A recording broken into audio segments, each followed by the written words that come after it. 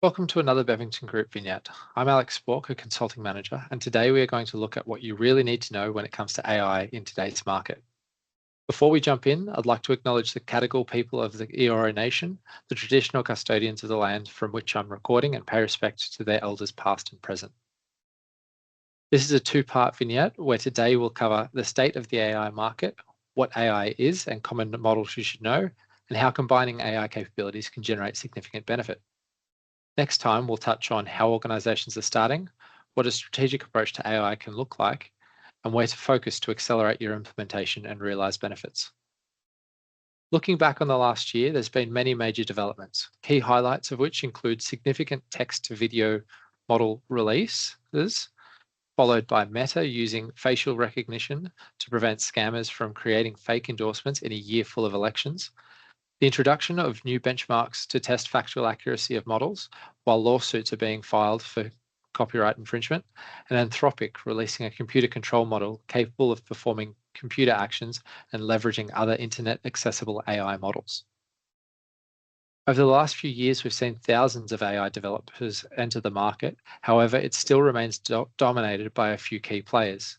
Among them, we see companies including OpenAI, the creators of ChatGPT, who have recently released their GPT-01 model, marketed as being capable of critical thinking and reasoning. Google, who are now integrating their models into search and have developed one of the highest performing models for mathematical problem solving, and Meta, creators of Llama, an open sourced model, with their 3.1 model performing exceptionally well for translation. There's a lot to keep up with in a fast-moving market, so let's ground our understanding of what AI is. AI has become an all-encompassing umbrella term used to describe a range of tools and technologies, including predictive text, self-driving cars, reverse image search, recommendation engines such as those used by Amazon, Netflix, and Spotify, and many more. AI can also be broken down into many subcomponents, including generative AI, deep learning, and machine learning, among many others. Fundamentally, though, what we are referring to is highly sophisticated computer models capable of performing tasks that typically require human intelligence. If we exclude the human component required to train and develop these models for a moment, there are three principal enablers. They are the data, which is required to train the models, the algorithms that identify the relationships between data points, and the hardware that provides the computing power to provide the data and algorithms the ability to be processed. At its core, these highly sophisticated statistical models draw relationships between data points to make predictions of what the next best output is. It's worth noting, though, that different models are better for different applications.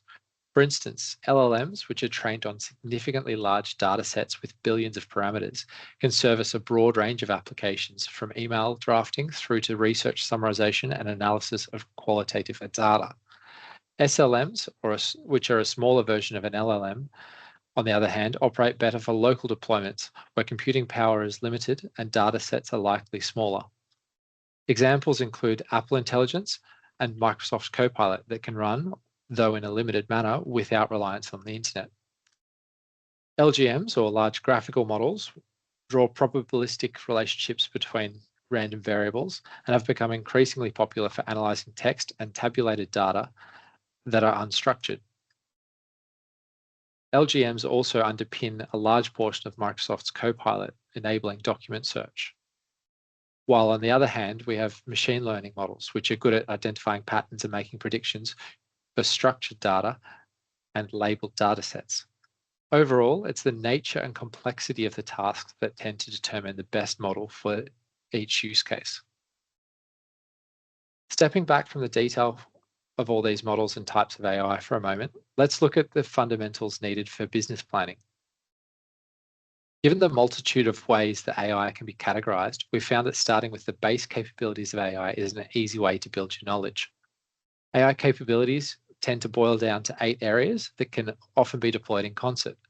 These include capture and comprehension capabilities, which covers vision, listening, and linguistics. Interaction capabilities, covering robotics for physical interaction and content generation for mental interaction.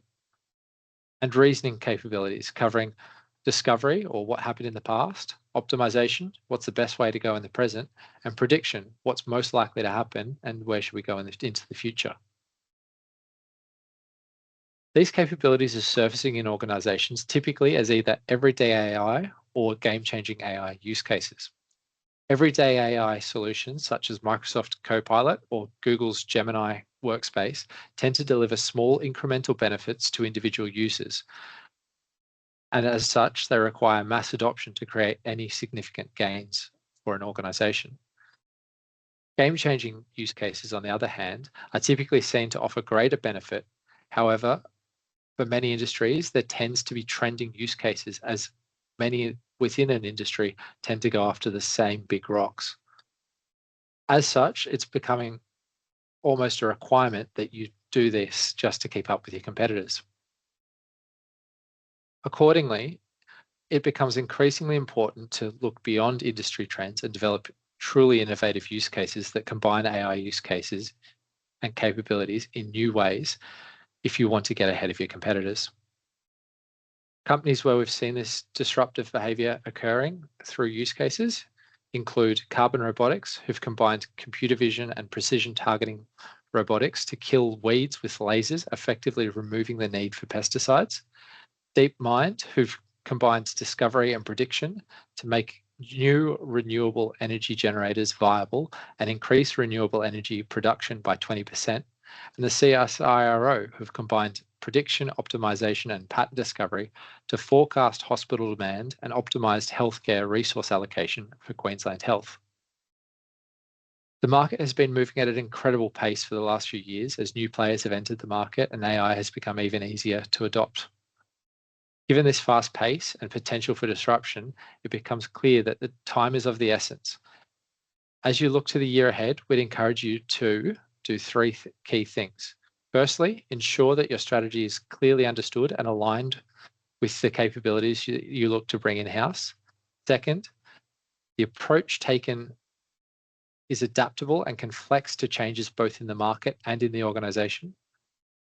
And the skill sets resource to deploy AI blend a mix of technical and non-technical business skill sets to ensure optimized outcomes for your organization. Overall, the approach you take for your AI program will determine the end results. Understanding AI capabilities can help you plan where and for what purposes you may look to deploy AI, while setting a strategy that can help you build capability in an adaptable, balanced manner is critical for success. As such, next time we'll explore how organizations are starting their AI journey, what a strategic approach to AI looks like, and where to focus to accelerate your implementation and realize benefit.